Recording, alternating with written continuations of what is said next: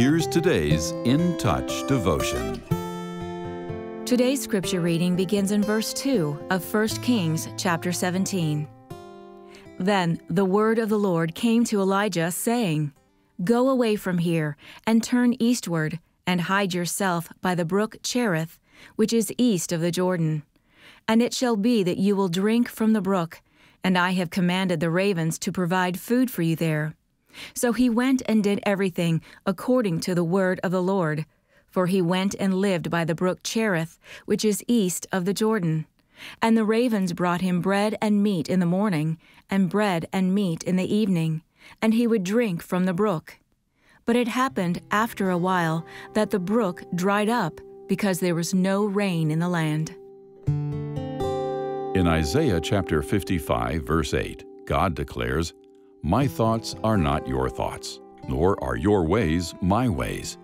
And that is one of the biggest frustrations for many Christians, a lack of understanding about God's ways. There are times when we could really use a miracle, and He doesn't come through in the way we expect, which can lead to confusion, disappointment, and anger, and we assume God let us down. God works in both supernatural and ordinary ways, and He determines the method. For example, in today's passage, Elijah ate food miraculously delivered by ravens, but his water supply from a brook was completely natural. When it dried up, the Lord could have made more water spring from the ground, but He didn't. Sometimes God uses ordinary means to move those of us who are believers in a new direction. The curtailment of his water supply opened the door for Elijah's next assignment.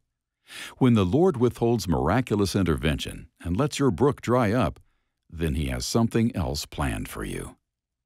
The work of God in the commonplace aspects of life is just as miraculous as His supernatural intervention.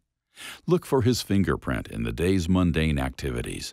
He's there, opening and closing doors, drying up one opportunity, but initiating another.